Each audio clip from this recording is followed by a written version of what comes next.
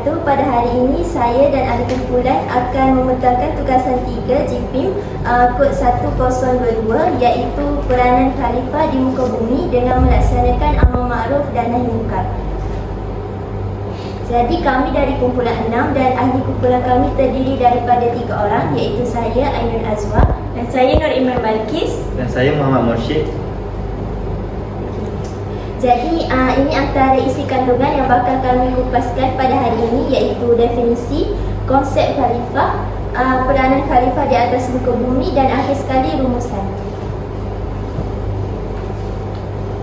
Baik, sebelum kita mengetahui tentang khalifah dengan lebih mendalam, lebih baik kita tahu apakah maksud khalifah terlebih dahulu.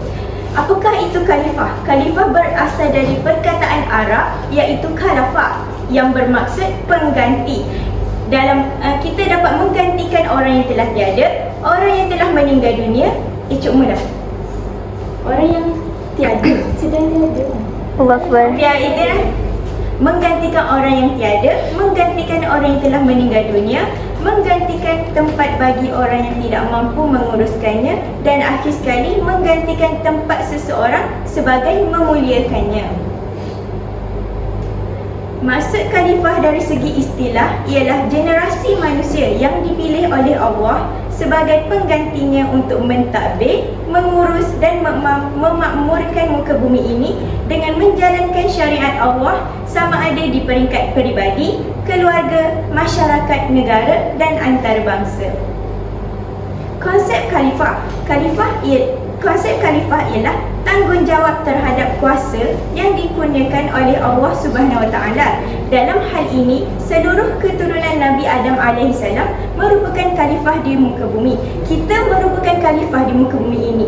Kedua, ia merujuk kepada orang yang mengetuai kerajaan Allah Subhanahu Wa Taala dan menggunakan segala kuasa khalifah di bawah syariat yang diturunkan oleh Allah Subhanahu Wa Taala melalui Rasulnya. Dalam hubungan ini, hanya orang yang benar-benar beriman yang dapat dipanggil sebagai khalifah di muka bumi ini. Contohnya sebagai da'i, pendakwah dan sebagainya.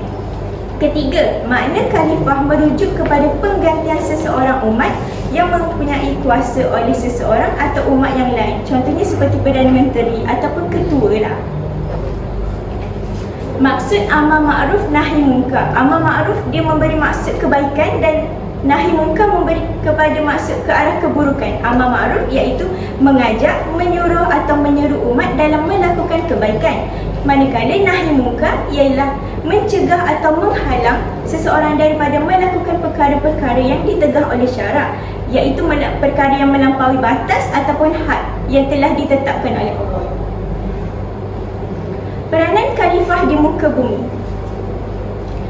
Peranan khalifah di muka bumi ni dia ada dua, kepada Allah dan sesama manusia. Kalau kepada Allah, kita perlu menjadi hamba Allah yang mengenali Allah sebagai Tuhan yang esa dan tunduk patuh serta beribadat kepadanya. Contohnya kalau untuk mendekatkan diri kepada Allah, kita perlulah melakukan kebaikan. Contohnya melakukan solat 5 waktu sehari semalam, berpuasa di bulan Ramadan, memberikan sedekah dan melakukan pelbagai amal-amal jariah.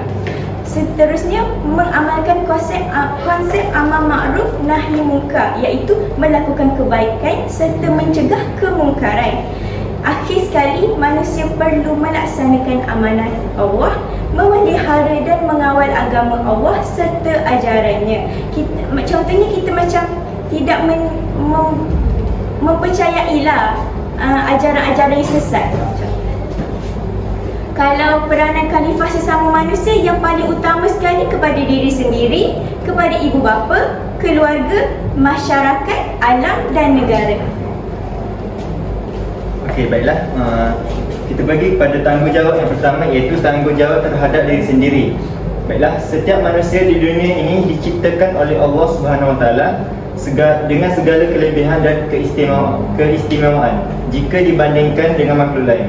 Sebagai umat Islam, kita seharusnya menjadi sebagai seorang hamba dan khalifah Allah yang baik menurut lunas-lunas Islam yang sepatutnya.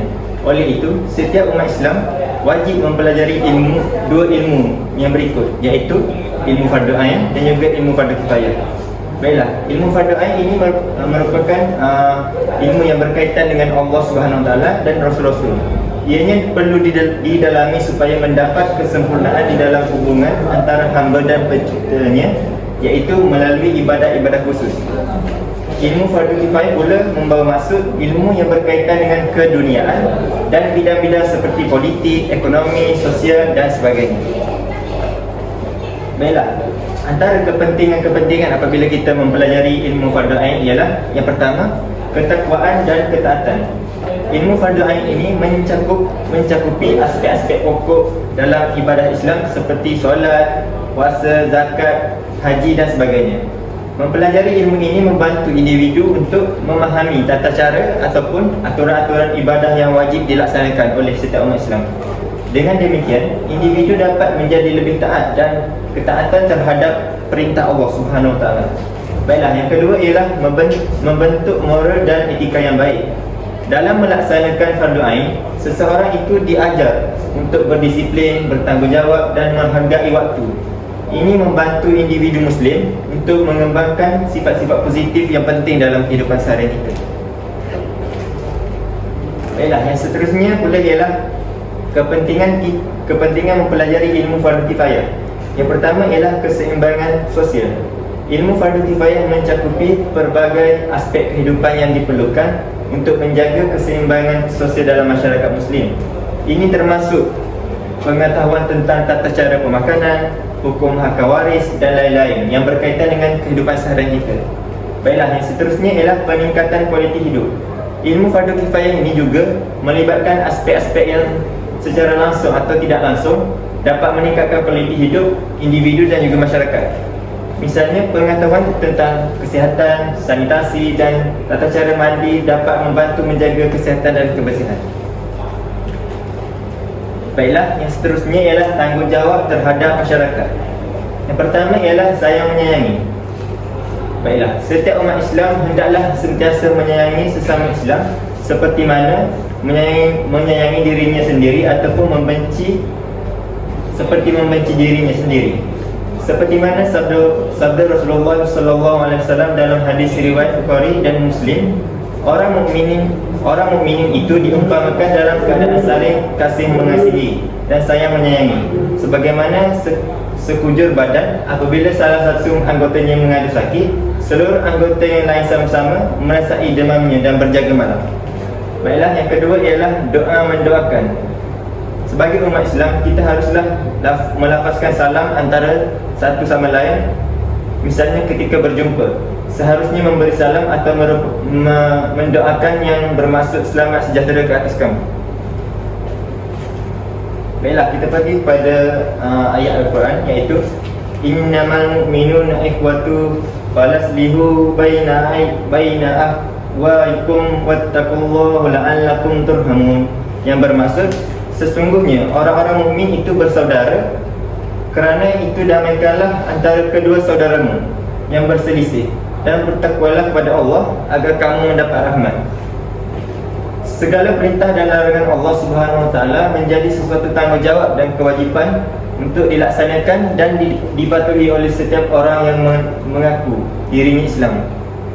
Di dalam Islam, perbuatan-perbuatan yang boleh merosakkan persatuan umat seperti memfitnah, mengumpat dan sebagainya adalah dilarang, dan sekiranya dilakukan juga akan menyebabkan berlakunya perpecahan masyarakat.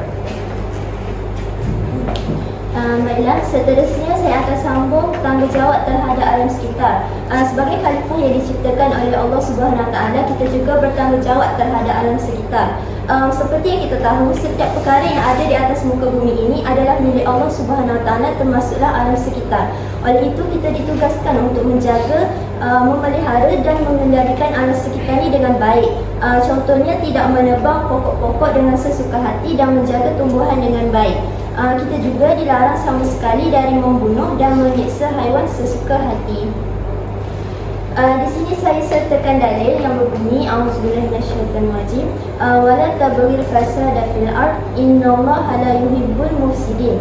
Dalil ini bermaksud, dan janganlah engkau melakukan kerosakan di muka bumi. Sesungguhnya Allah tidak suka kepada orang yang berbuat demikian, orang yang berbuat kerosakan. Jadi maksudnya apa sahaja bentuk kerosakan di atas muka bumi ia termasuk dalam perkara yang dilarang oleh Allah Subhanahu Wa Taala dan dibenci olehnya. Tambahan pula, kita sebagai individu muslimin sudah semestinya wajib mentaati arahannya dan menjauhi segala larangannya. Jadi selain daripada apa yang tertera di situ, saya juga ingin menyatakan bahawa kita diberikan ruang dan peluang oleh Allah Subhanahu Wa Taala untuk menggunakan alam sekitar dengan baik. Contohnya kita diberikan peluang untuk menebang pokok bagi tujuan untuk menghasilkan kertas. Jadi untuk tujuan yang baik itu kita digalakkan, tapi dalam menebang pokok itu terdapatnya peraturan-peraturan supaya tidak memudaratkan alam sekitar. Seterusnya, Al-Quran dan Sunnah telah memberikan penekanan yang serius mengenai penjagaan alam sekitar, di mana kedua sumber ini menyeru agar umat manusia mengekalkan pemeliharaannya sebagai satu kurniaan Allah yang agung. Seterusnya, seperti yang dapat dilihat di sini, terdapat contoh-contoh aktiviti yang merosakkan alam sekitar. Contoh yang pertama ialah pembakaran terbuka, pembalakan haram, pembuangan sisa toksik ke dalam sungai, pelepasan asap kilang tanpa tapisan. Jadi aktiviti seumpama ini telah menjadi suatu tabiat dalam kalangan rakyat Malaysia, seterusnya memberi kesan jangka masa panjang kepada alam sekitar kita. Maka dengan sebab itulah berlakunya peningkatan suhu bumi, pencemaran sumber air, pencemaran udara dan sebagainya. Jadi jelas di sini bahawa pelbagai bentuk bencana dan kerosakan alam sekitar yang berlaku di seluruh dunia ini adalah disebabkan oleh kerakusan dan kecuaian manusia itu sendiri. Dan akhir sekali, rumusan daripada pembetalan kami pada hari ini ialah kita dapat simpulkan bahawa sebagai khalifah di muka bumi, kita hendaklah berusaha mengamalkan amar ma'ruf nahi munkar dalam kehidupan agar memperoleh kebahagiaan di dunia dan di akhirat. Oleh itu, kita hendaklah memperbaiki diri agar menjadi khalifah Allah yang mulia di sisi agama dan masyarakat. Syukran jazilan. Itu sahaja daripada kumpulan kami.